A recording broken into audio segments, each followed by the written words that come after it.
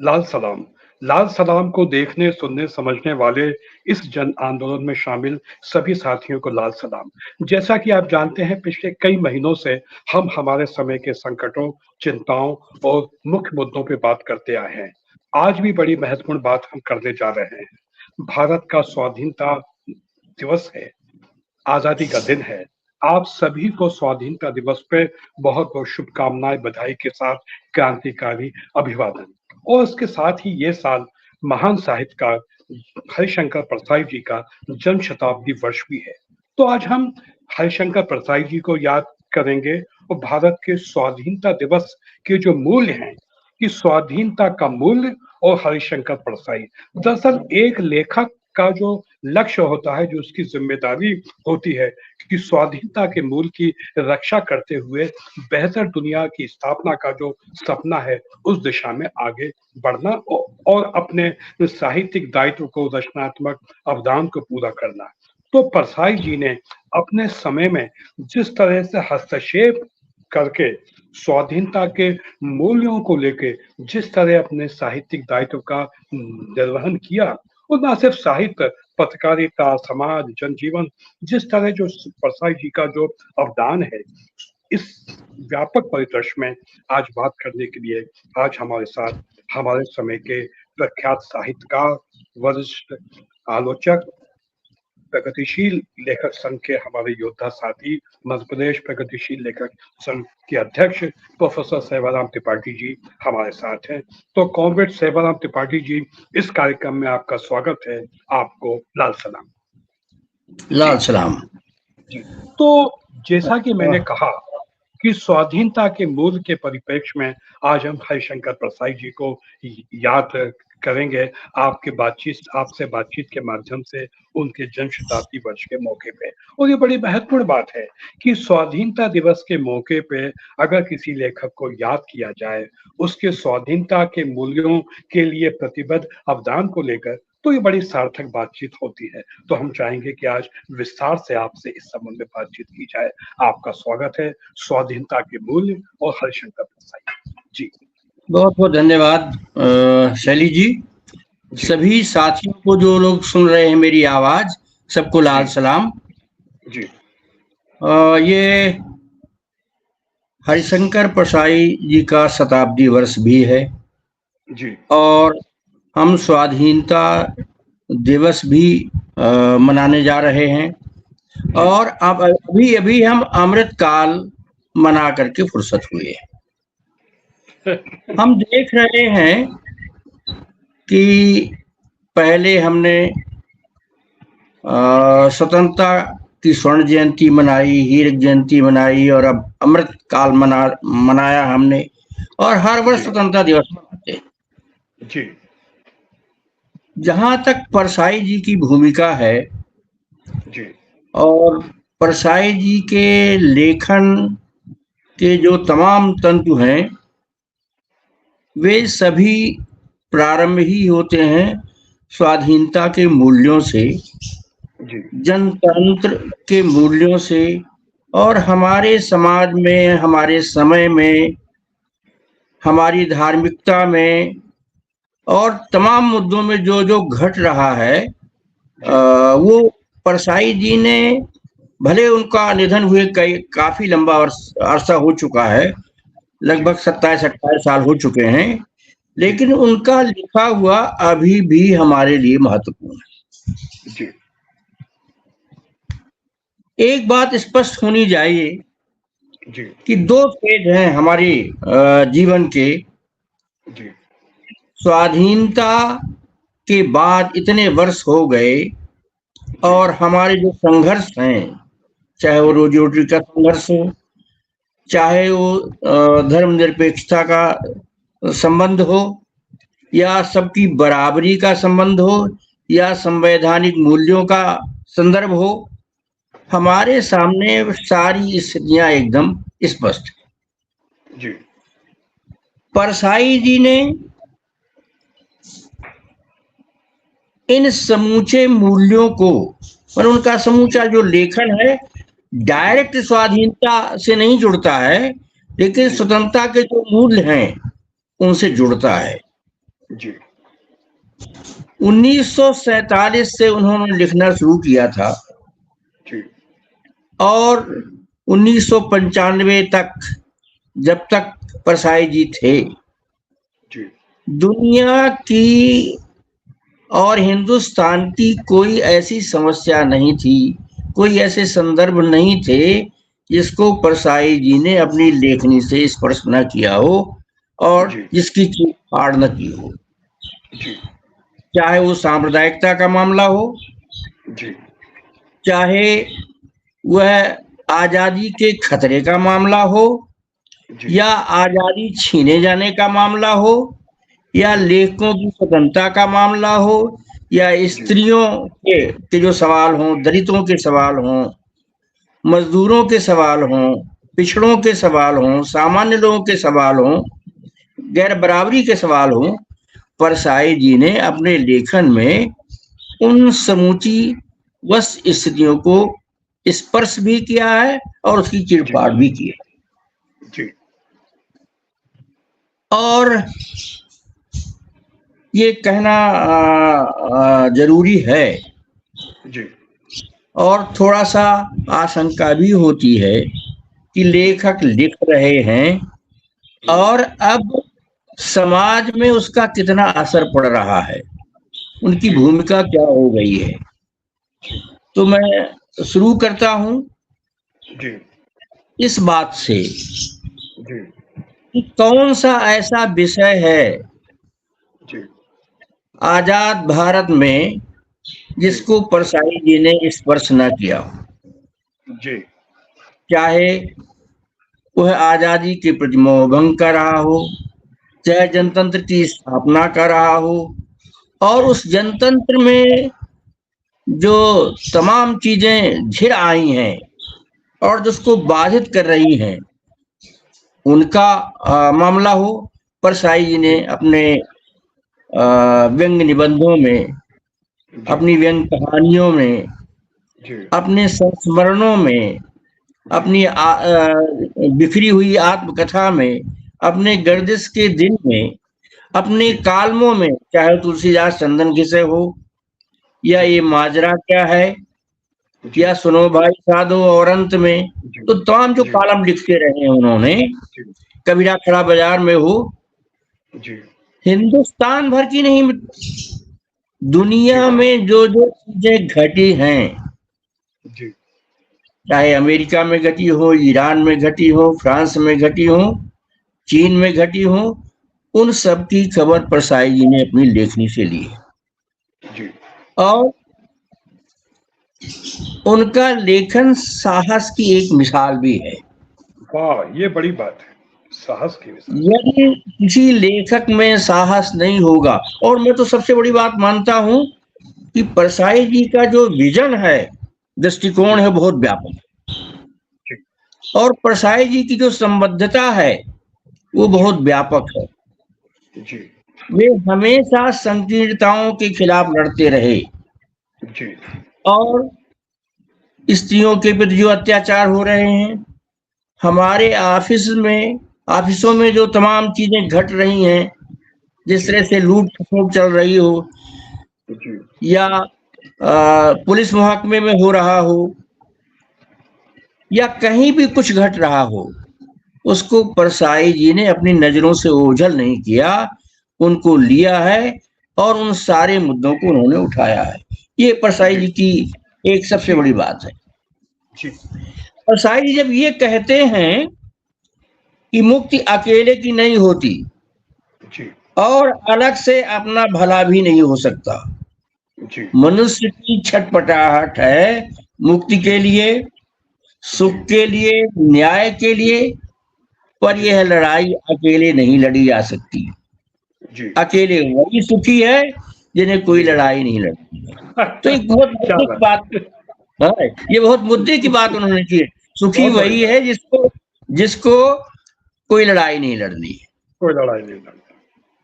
दूसरी बात, स्वतंत्रता के बारे में बहुत सारी अवधारणाएं हमारे यहाँ है, बहुत सारे विचारकों ने विचार किया है, हमारे हिंदुस्तान में लेखकों ने किया है, दार्शनिकों ने किया है, चिंतकों ने किया है। परसाई जी इस स्वतंत्रता को अति क्रांतिकारिता के रूप में नहीं लेते हैं और केवल प्रशंसा के रूप में नहीं लेते हैं। जी इसलिए जब वो स्वतंत्रता के बारे में या स्वाधीनता के बारे में विचार करते हैं जी तो बहुत सारे मुद्दे उठाते हैं। जी कहते हैं कि आर्थिक, सामाजिक, ये जो तमाम तत्व हैं, इनसे हमें बहुत जल्दी आशा नहीं कर लेनी चाहिए। जी इसके प्रति हमारा जो नजरिया हो बहुत व्यापक भी हो, बहुत संतुलित हो और हम उसको ऑब्जर्व करें, जी क्योंकि सामाजिक क्षेत्रों में, राजनीति के क्षेत्र में, धार्मिक क्षेत्र में इतना भ्रष्टाचार फैल चुका है जी कि उसको रोकना बहुत आसान नहीं है। इसलिए स्वाधीनता की जो अवधारणा है, स्वाधीनता के जो मूल्य हैं, उससे हमको निरंतर संघर्ष करते रहना। ये जी परसाई जी हमें जी अपनी चिंता बताते हैं और जी इस चिंता के साथ हमें जोड़ते भी हैं। जी उनके जितने, चाहे वो हरिजन पीटने का है यज्ञ, एक निबंध उनका है, लिटरेचर ने मारा तुम्हें, चाहे ये निबंध हो, या अकाल उत्सव हो, या ठिठुरता हुआ गणतंत्र हो, या प्रेमचंद के फटे जूते में जिस हिंदुस्तान का वो जिक्र करते हैं और लेखकों का जिक्र करते हैं जी और उनकी कैसी दिख रही उसका जिक्र करते हैं, तो एहसास होता है कि हम किन स्थितियों के बीच फंसे हुए हैं। एक बहुत मजेदार मजेदार न कहिए बल्कि वो नस्तर रख देते हैं। जी एक व्यंग्य में लिखते हैं, जी स्वतंत्रता दिवस भी तो भरी बरसात में होता है, अंग्रेज बहुत चालाक हैं, भरी बरसात में स्वतंत्र करके चले गए। उस उस कपटी प्रेमी की तरह भागे जो प्रेमिका का छाता भी ले जाए।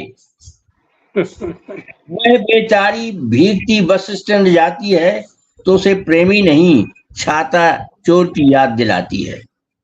स्वतंत्रता दिवस भीगता है और गणतंत्र दिवस ठिठुरता है। तो क्या ये जो बात बात उसने, ये स्वतंत्रता हमारी भीग रही है और गणतंत्र जी हमारा ठिठुर रहा है, शुक्र इसके बहुत बड़ी बात ये केवल एक सूत्र नहीं है, जी इसके जी व्यापक फैलाव को देखें, इसके जी व्यापक आयामों को देखें, जी भूख, गरीबी, ये तमाम सारी चीजें देखें तो जी हमें एहसास होगा। जी यूं तो शताब्दी वर्ष से उनके एक साल से लगभग हिंदुस्तान के हर भाषा भाषी लोग परसाई जी के जन्म को या उनकी जन्म शताब्दी को बहुत उत्साह पूर्वक मना रहे हैं। जी और ताज्जुब की बात है कि यूं तो आजादी के पहले के हिंदुस्तान को जानना है तो प्रेमचंद को पढ़ा जाना चाहिए। जी जी काशीदास ने इसका जिक्र किया अपने जी एक आलेख में। वो लिखते हैं कि पहले मुझे लगता था कि परसाई जी केवल मध्य प्रदेश के हैं या कुछ हिंदी जी प्रदेश के हैं, जी लेकिन जब मैं आसाम गया, जब मैं दक्षिण में गया, तो परसाई जी के कालम के इतने पढ़ने वाले लोग थे कि वो जी परसाई जी को जानते थे और इंतजार किया करते थे। ये उसका जिक्र वाह करते हैं। वाह तो क्या मुझे बात लगता है कि मुक्ति बोध के बाद, जी आजादी के बाद, मुक्ति बोध ने जिस तरह से आजादी के बाद के हिंदुस्तान को अपनी जी रचनाओं में रेखांकित किया है, तो जी मुक्ति बोध तो 1964 में चले गए, लेकिन जी परसाई जी ने हिंदुस्तान में क्या घट रहा है, चाहे जी वे संवैधानिक मूल्यों में घट रहा हो, चाहे धार्मिक क्षेत्र में घट रहा हो। उनका एक निबंध है, अन्न की मौत, जी गेहूं का सुख। तो छोटी जी छोटी चीजों में, छोटे छोटे बिंदुओं में वो हिंदुस्तान के यथार्थ को कैसे रेखांकित करते हैं, यह भी हमें देखना चाहिए। तो मैं तो ये मानता हूं कि परसाई जी का जो लेखन है, इसलिए कि परसाई जी व्यक्तिगत रूप से ईमानदार है ये और महत्वपूर्ण बात है किसी भी लेखक के लिए जरूरी है कि वो व्यक्तिगत रूप से भी ईमानदार हो ईमानदार। और उसमें नैतिकता हो। यदि नैतिकता नहीं है और व्यक्तिगत रूप से ईमानदार नहीं है तो उसके लेखन में वो दम नहीं। महत्वपूर्ण बात कही आपने, वाह। इसमें परसाई जी का जो लेखन है उसको केवल व्यंग भर में न देखा जाए। बहुत सारे मित्र हमारे परसाई जी के लेखन को व्यंग में देख रहे हैं। जी। परसाई जी चाहे व्यंग लिख रहे हो या संस्मरण लिख रहे हो जी। या कहानी लिख रहे हो जी। या आलोचना लिख रहे हो या टिप्पणी लिख रहे हो या कॉलम लिख रहे हो, जी। वे एक एक चीज को बहुत गहराई से देखते रहे जी। और यही उनके लेखन की सबसे बड़ी ताकत है।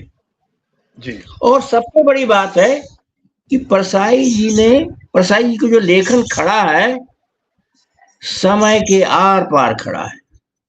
जी। और पूरा पूरा समय उसमें आपको प्रतिध्वनित होता हुआ देख सकते हैं। आप उसके यथार्थ को देख सकते हैं, उसकी जिजीविषा को देख सकते हैं, उसके संघर्ष को देख सकते हैं और अपने समय की विडंबनाओं को भी देख सकते हैं।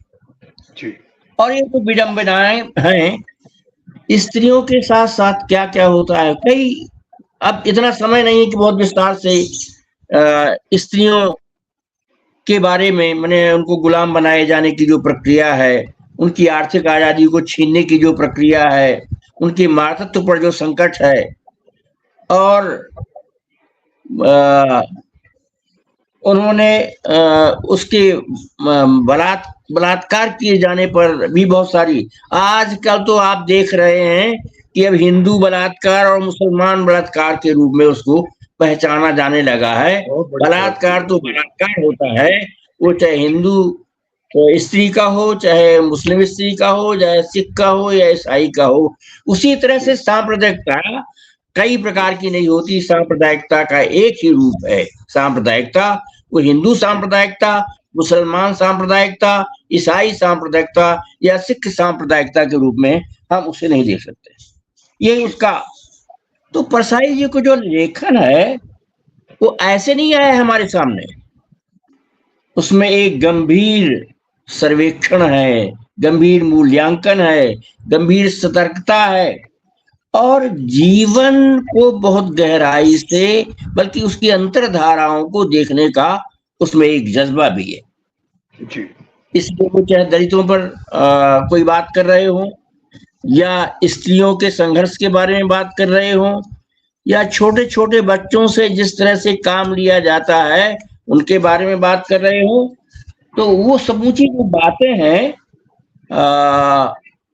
वो नस्तर की तरह हमारे जहन में जाती हैं और हमको उद्वेलित करती हैं। तो परसाई का जो काम है, परसाई अपने समय को देखते हैं और इतिहास और भूगोल और सभ्यता और संस्कृति के साथ साथ वो आने वाले समय को भी देखते हैं। मैं चाहता था कि कुछ बिंदु मैं रखूं इसके, और बहुत जरूरी भी है कि बिंदु न रखे जाए तब तक, क्योंकि आजादी के संकट के दौर से भी हम गुजर रहे हैं, संवैधानिक संकट के दौर से भी हम गुजर रहे हैं। इसलिए आजादी को मोटे चश्मे से हमको नहीं देखना चाहिए और न जनतंत्र को मोटे चश्मे से देखना चाहिए। उसके जो बारीक तंतु हैं उनसे हमें देखना चाहिए। उनका एक उनके 2-3 सूत्र मैं आपके सामने रख रहा हूं। जी। जी। अकाल पर जो उन्होंने 2 सूत्र दिए हैं, अगर अकाल के आदमी सड़क पर खड़ा अखबार उठाकर उतने पन्ने खा ले तो महीने भर भूख न लगे। परदेश का आदमी मूर्ख है, अन्न खाना चाहता है, भूखमरी के समाचार नहीं खाना चाहता। अब इसमें व्यंग देखिए, विडंबना देखिए, विद्रूप देखिए। और एक और अकाल पर जो उनकी टिप्पणी है जी। ये अकाल हो या भूखमरी हो, ये कोई आज की समस्याएं नहीं है या केवल स्वतंत्रता की अवधारणा की समस्याएं नहीं है, बल्कि ये एक लंबी परंपरा है, एक लंबी चेन है। जी लिखते हैं कि अकाल हमारी महान भारतीय संस्कृति का एक प्रमुख तत्व है। द्रोणाचार्य जैसे वीर तक भूखे मरते थे, एक टिप्पणी देखिए। लेकिन आदमी के भीतर जो जीवशा है, जीने की इच्छा है, जी अंधेरे से लड़ने की उनकी जो क्षमता है, उसके जी बारे में उनकी एक टिप्पणी गौरतलब है। जी जीने की इच्छा गोंद होती है, जीने की इच्छा गोंद होती है, जो शरीर जोड़े रहती है। मरने की इच्छा में पोषक तत्व होते हैं। अब देखिए, पगडंडियों के जमाना में सदाचार का ताबीज उनकी रचना देखिए। जी सही बात है, सही बात है। आपने बिल्कुल सही ढंग से उसको समझाया कि परसाई जी के कोटेशंस के माध्यम से आप जिन बातों को कह रहे हैं, बड़ी वो महत्वपूर्ण बात है कि किस तरह से इंस्पेक्टर जीवन माता के दीन रेशे चांद पर रेशे में देखिए, जाके उखड़े खम्बे देखिए। तो जी परसाई जी ने जी फल में गिरे चाकू, या जी चाकू फल में गिरे, अंतो गत्वा कटना तो फल को ही है। जी जी सही बात है। ये व्यंग है, ये व्यंग की धार है, और इस धार के माध्यम से जीवन का जो यथार्थ है, जीवन का जो सत्य है, उसको बताने की एक कोशिश जो लेखक की जिम्मेदारी है, उसका भली भांति परसाई जी निर्वहन करते हैं। जीवन के कई कई मोर्चों पे, समाज में, राजनीति में, साहित्य में, संस्कृति में, पत्रकारिता में, ये सारी बातें जिस तरह परसाई जी अभिव्यक्त करते जाते हैं, बड़ी महत्वपूर्ण बात है। और हम जिस भूमि पर आज हम बात कर रहे हैं, उस बात भूमि का भारत के स्वाधीनता दिवस के परिप्रेक्ष्य में और स्वाधीनता के मूल्यों पे जो संकट है, भारत के संवैधानिक मूल्यों पे जो संकट है, उस सारे परिदृश्य में जो ये बातचीत आपसे हो रही है, ये बड़ी महत्वपूर्ण बात है। यहाँ मैं परसाई जी को एक लोक शिक्षक के रूप में भी याद करना चाहता हूँ। ये परसाई जी एक जिम्मेदार लेखक थे। आपने जैसा ठीक कहा कि प्रेमचंद के बाद भारत की स्वाधीनता के बाद का जो समय है, उसमें मुक्तिबोध के बाद हरिशंकर परसाई ही हमारे सामने एक सबसे बड़ा नाम है। उनका रचनात्मक दायित्व, हमारे रचनात्मक अवदान जो है उनका, वो हमारे सामने है कि किस तरह एक लेखक अपनी जिम्मेदारी का निर्वहन करता है। प्रेमचंद ने ठीक कहा था कि साहित्य, समाज और राजनीति के आगे चलने वाली मशाल है। तो उस मशाल को भारत की आजादी के बाद जो लेखक चल रहे हैं, उसमें सबसे पहला और सबसे बड़ा नाम हरिशंकर परसाई जी का है कि उन्होंने जिस तरह से मशाल लेके स्वाधीनता के मूल्यों की रक्षा के लिए अलग जगाया, जिस तरह अभिव्यक्ति के खतरे उठाए। आपने अभी एक बड़ी महत्वपूर्ण बात कही थी कि परसाई जी का साहस हमको याद आता है कि सांप्रदायिक कट्टरपंथी ताकतों ने परसाई जी पे हमला किया था। परसाई जी जिस तरह सांप्रदायिक राजनीति के खिलाफ खुल के बोलते थे, परसाई जी जिस तरह धर्म के उन्माद के खिलाफ खुल के बोलते थे, जिस तरह परसाई जी एक लोक शिक्षक के रूप में समझाते हुए अपनी बात करते थे, वो बातें आज याद आती हैं। और उनको याद करके ही हम हमारे समय के खतरे उठाने के लिए अपने आप को मजबूत भी करते हैं।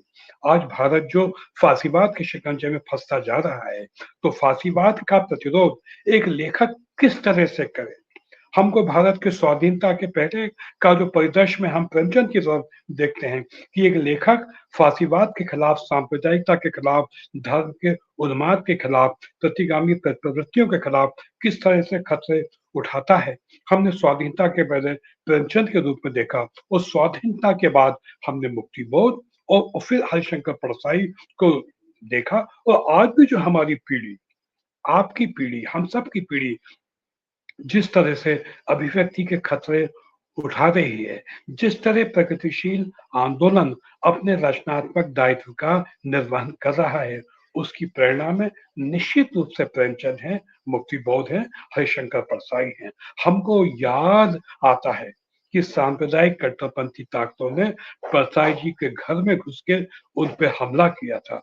उनकी पिटाई की थी, उनकी टांग तोड़ दी थी, लेकिन उसके बावजूद परसाई जी निराश नहीं हुए। परसाई जी ने अपना साहस खत्म नहीं किया।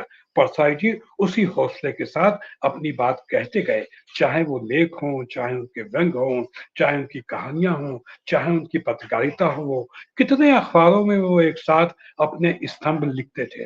वो उनके स्तंभ तो लिखते थे ही, लेकिन हमको याद आता है कि देशबंधु अखबार में वो जिस तरह पाठकों के प्रश्नों के जवाब देते थे, एक स्तंभ छपता था, पूछिए परसाई से। तो पाठक जो लोग हैं, वो जीवन का हर मुद्दा, चाहे समाज का हो, राजनीति का हो, खेल का हो, सिनेमा का हो, हर मुद्दे पे परसाई जी से प्रश्न करते थे। और परसाई जी जिस तरह से समझाते थे, जिस तरह समझाते हुए अपनी बात को करते थे, वो अपने पाठकों को शिक्षित भी करते थे। एक लेखक की बहुत बड़ी जिम्मेदारी है कि वो अपने पाठकों को शिक्षित भी करे। तो जब हम परसाई जी के जीवन के विभिन्न पक्षों पे बात करते हैं, जब हम परसाई जी को परिभाषित करना चाहते हैं, तो मेरा मानना है कि परसाई जी को परिभाषित करने में एक बड़ा शब्द लोक शिक्षक का भी है। हमको परसाई जी को लोक शिक्षक के रूप में भी देखना चाहिए कि किस तरह एक लेखक एक लोक शिक्षक के रूप में अपने रचनात्मक दायित्व का निर्वहन कर सकता है। उसके लिए हमको परसाई जी की तरफ बार-बार देखने की आवश्यकता है। यहाँ मैं कुछ बातें और करना चाहूँगा। परसाई जी ने कहा था कि मुक्ति कभी एकांगी नहीं होती, मुक्ति हमेशा व्यापकता में ही मिलती है। तो परसाई जी ने इस बात को, इस तथ्य को अपने जीवन में भी व्याख्यायित किया। उन्होंने जो कहा उसको किया भी उन्होंने। हमको याद करना चाहिए कि प्रगतिशील लेखक संघ में और वसुधा के प्रकाशन में परसाई जी की कितनी महत्वपूर्ण भूमिका रही, उनकी प्रेरणा रही। भारत की स्वाधीनता के बाद देश के कई-कई स्थानों पे प्रगतिशील लेखक संघ को फिर से सक्रिय करने में, जागृत करने में परसाई जी की जो केंद्रीय भूमिका है, उत्तर प्रदेश में खासतौर पर हमने देखा कि सतना में प्रगतिशील लेखक संघ का हुआ सम्मेलन, उस समय आप कमला प्रसाद जी, धनंजय वर्मा जी उन सब की बड़ी महत्वपूर्ण भूमिका रही। तो जिस तरह परसाई जी ने एक लेखक के अपने कद और जिम्मेदारी का निर्वहन करते हुए समूचे सांस्कृतिक साहित्यिक परिदृश्य को जिस तरह उन्होंने एक सूत्र में बांध के प्रगतिशील लेखक संघ को ही नहीं, पूरे प्रगतिशील आंदोलन को उन्होंने सूत्रबद्ध करके अभिव्यक्ति के खतरे उठाए और एक संगठन के रूप में भी जिस तरह परसाई जी की प्रेरणा से और परसाई जी के साथ खड़े होकर प्रगतिशील लेखक संघ ने अपने साहित्यिक और सामाजिक दायित्व का निर्वहन किया, ये हम सब के लिए बड़ी प्रेरणास्पद बात है। परसाई जी के जन्म शताब्दी वर्ष के मौके पे जब हम परसाई जी को याद कर रहे हैं, पूरे देश में कई कई कई क्षेत्रों में, चाहे वो हिंदी हो, चाहे उर्दू हो, कोई सी भी दक्षिण की भाषा हो, बंगाल हो, गुजराती हो, सब जगह अगर हरिशंकर परसाई जी को याद किया जा रहा है, तो परसाई जी को याद करने का अर्थ दरअसल हमारे समय के खतरों को महसूस करते हुए हमारे समय की चुनौतियों का मुकाबला करने के लिए भी अपने आप को तैयार करना है। परसाई जी को याद करने का अर्थ दरअसल अभिव्यक्ति के खतरे उठ परसाई जी को याद करने का अर्थ दरअसल फांसीवाद के खिलाफ अपने प्रतिरोध को व्यक्त करना भी है। परसाई जी को याद करने का अर्थ दरअसल धर्म के उन्माद के खिलाफ आवाज उठाना है। परसाई जी को याद करने का अर्थ नफरत की राजनीति के खिलाफ अपने प्रतिरोध को व्यक्त करना भी है। और परसाई जी को याद करने का अर्थ एक लेखक के रूप में प्रेमचंद के शब्दों में साहित्य और समाज के आगे चलने वाली मशाल को लेकर चलना भी है। तो जब हम परसाई जी को याद करते हैं, तो इस तरह से प्रगतिशील आंदोलन की जो महान परंपरा है, प्रगतिशील लेखक संघ की जो क्रांतिकारी परंपरा है, उस परंपरा को भी आगे बढ़ते हुए हम एक मशाल के रूप में उसको लेके आगे बढ़ रहे हैं। परसाई जी के जन्म शताब्दी वर्ष के मौके पे और उसके पहले भी भिन्न-भिन्न कार्यक्रम जिस तरह से देश में किए जा रहे हैं और उसके बाद भी उन कार्यक्रमों को किया जाएगा।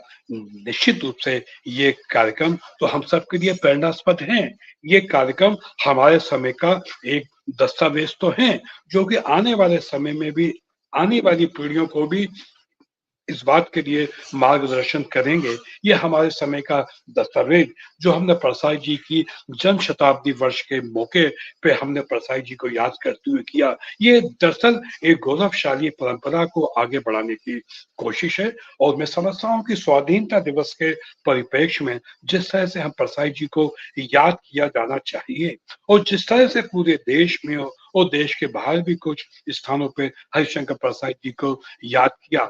दरअसल इस याद करने के माध्यम से हम सब ने अपने रचनात्मक दायित्व का निर्वहन किया है। प्रगतिशील लेखक संघ की बुनियाद में भारत की स्वाधीनता के बाद प्रगतिशील लेखक संघ की बुनियाद में जो लोग खड़े रहे उनमें हरिशंकर परसाई जी का एक महत्वपूर्ण नाम है और इस तरह हम परसाई जी को याद करके अपने रचनात्मक दायित्व का ही निर्वहन करते हैं। मैं समझता हमारा सेवाराम त्रिपाठी जी से लिंक टूट गया है। मैं उनसे बात करने की एक बार कोशिश कर रहा हूँ। जी रिकॉर्डिंग चल रही है सर। जी हेलो हेलो रिकॉर्डिंग चल रही है जी।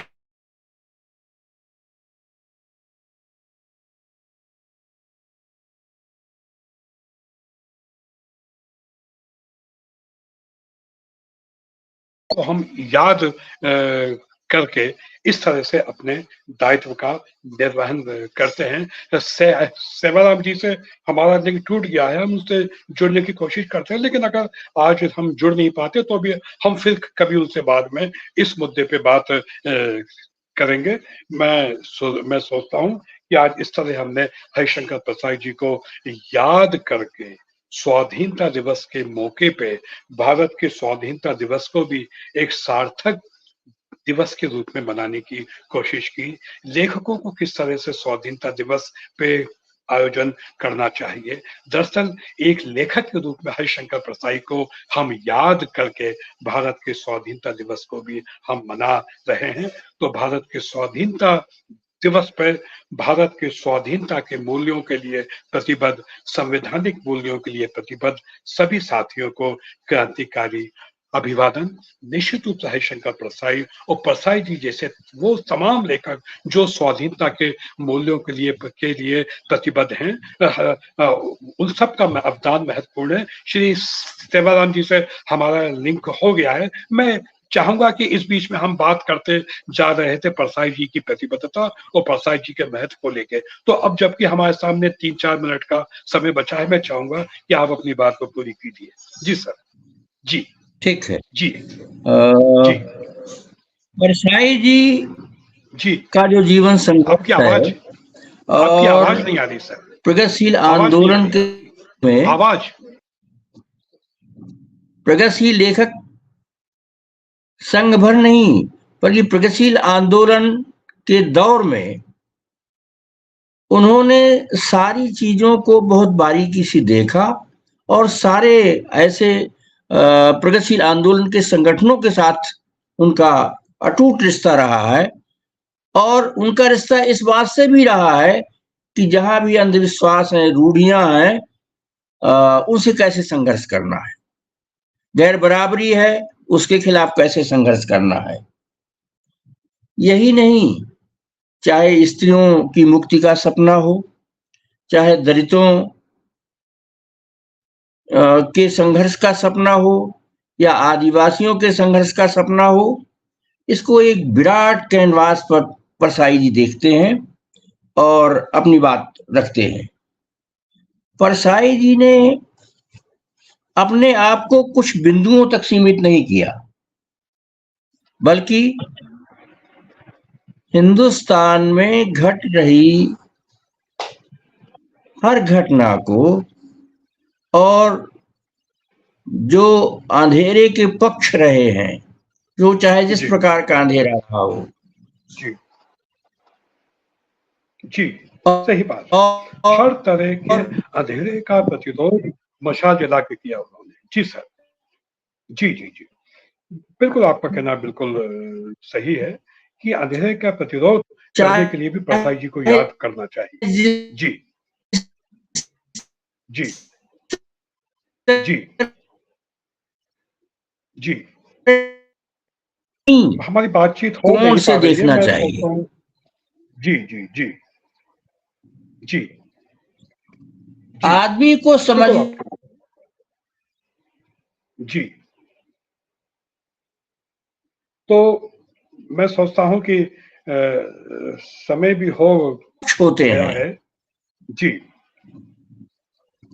जी, इतने पक्ष होते हैं, प्यार का पक्ष जी, है, जी, उसके जीने का पक्ष है, उसके संवैधानिक पक्ष है, उनकी मौलिक अभिव्यक्ति की आजादी का जी, पक्ष होता है। जी, जहां भी संकट परसाई जी देख रहे हैं, जी, अपनी लेखनी के माध्यम से, अपने कहन के माध्यम से वो उसको व्यक्त करते रहे। जी, अब उनका एक निबंध मैं याद कर रहा हूं, विकलांग श्रद्धा का दौर। जी, आज के दौर में आप जी, देखें कि हमारी श्रद्धा भी विकलांग हो चुकी है। जी, हम्म। अच्छा, ये उनको सूझता कैसे था ये? परसाई जी को जी, ये सारी सूझतें, तो जब उनकी टांग की समस्या आई, उसके बाद से उनको ये विषय सूझा। उनको विषय ऐसे ही जी, सूझते थे, जी, तो उसे उस पर उन्होंने लिखा विकलांग श्रद्धा का दौर। और तानाशाह पर उन्होंने लिखा, यहाँ के जी, शासकों पर लिखा, यहाँ के अंधेरे पर लिखा। जी, तो जो एक व्यापक बात बनती है, जी, लेखकों में कई तरह के दुभाषीय लोग हैं, जी, कई तरह के ऐसे लोग हैं जो केवल भाषा में तड़प रखते हैं। परसाई जी जी, की जो भाषा है, वो बहुत सहज रूप में और सामान्य जनजीवन से आई है। उनकी कोई भाषा आयातित भाषा नहीं है, नहीं, बल्कि हिंदुस्तान के जो आम लोग बोलते हैं, सामान्य लोग बोलते हैं, वही उनकी भाषा है, जो उनके व्यंग में या अन्य लेखन में आपको दिखाई पड़ेगी। जी, परसाई जी का जो एक और संकट है, परसाई जी का जी, जो संकट है देश को जी, और देश जी, दुनिया को और आदमी को समझने के संदर्भ में, वो संकट जी, ये है कि जहां भी संवैधानिक चीजें आती हैं, या संविधान उनसे छेड़छाड़ करता है, या सत्ता उससे छेड़छाड़ करती है, तो वो सत्ता चाहे जिसकी हो, वो जी, उसका प्रतिरोध करती है। तो जी, परछाई के भीतर प्रतिरोध की एक व्यापक मशाल जलती हुई आप उनके लेखन में देख सकते हैं। जी, और अ, इस प्रतिरोध को उन्होंने तमाम लेखन के अन्य अन्य संदर्भों में, अन्य अन्य चीजों के सिलसिले में उन्होंने इसे उजागर जी, किया है। जी, जी, परसाई जी एक लोक शिक्षक के रूप में भी हम देखते हैं। जी, परसाई जी जी, पहले अध्यापक थे, फिर जी, लेखक तो हुए वो, लेकिन वो सामान्य लेखक नहीं है। वो जी, लेखकों को भी प्रशिक्षित करते हैं, और उनके संपर्क में और उनके साथ में जो लोग आते हैं, जी, उनको भी, इसलिए मैं उनको एक लोक शिक्षक के रूप में भी देखता जी, हूँ। जी, जी, और ये सब वो इसलिए कर सके क्योंकि हिंदुस्तान क्या, दुनिया के आवाम को उसकी जो पीड़ा है, उसके जो दुख हैं, और जी, उसकी जो जिजीविषा को है, उसको वो समझते थे। जी, भयानक से भयानक स्थितियों में भी जी, उसको उन्होंने दर्ज किया है, अभिव्यक्त किया है। जी, जी, जी, जी, मैंने अभी प्रेमचंद के फटे जूते की बात की थी, अकाल उत्सव को आप देखिए, ठिठुरते गणतंत्र को देखिए। तो उनके इतने निबंध हैं, जी, और कभी वेद का प्रयोग करते हैं, कभी प्रतीक का प्रयोग करते हैं, कभी मिथ का प्रयोग करते हैं, जी, जी, कभी फैंटेसी का प्रयोग करते हैं। तो मुझे अब इंस्पेक्टर माता दीन चांद पर, जी, जी, अब इंस्पेक्टर जो है जा रहे हैं हवा में, लेकिन वो ये नहीं देखते हैं कि वहां हॉर्न बजाने की जरूरत नहीं है, लेकिन जी, कहते हैं कि हॉर्न क्यों नहीं बजाता है?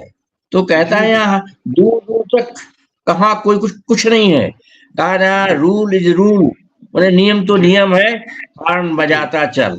तो तो आपसे तो जी, जी, बहुत ही महत्वपूर्ण बातचीत हुई और हमने परसाई जी के स्वाधीनता के मूल्यों को याद करके हमने परसाई जी की याद को सार्थक किया और भारत के स्वाधीनता दिवस को भी हमने सार्थक किया कि लेखकों को जिस तरह से स्वाधीनता दिवस पे स्वाधीनता के मूल्यों को याद करना चाहिए, परसाई जी के माध्यम से हमने याद किया। तो कॉमरेड सेवाराम त्रिपाठी जी, आपसे आज बड़ी महत्वपूर्ण बातचीत हुई और ये बातचीत के माध्यम से हमने निश्चित रूप से भारत के स्वाधीनता दिवस और परसाई जी के जन शताब्दी वर्ष को भी सार्थक किया। ये बातचीत हमें निश्चित रूप से आगे बढ़ने में, हमारे प्रगतिशील आंदोलन को आगे बढ़ाने में और भारत के स्वाधीनता के मूल्यों की रक्षा करने में इस बातचीत की महत्वपूर्ण भूमिका हो सकेगी। आपको तहे दिल से शुक्रिया। आपको मैं लाल सलाम कहता हूँ और लाल सलाम लाल को सलाम। देखने, सुनने, समझने वाले सभी साथियों को लाल सलाम। इनकलाब जिंदाबाद, लड़ेंगे और जीतेंगे। लाल सलाम, लाल सलाम, लाल सलाम।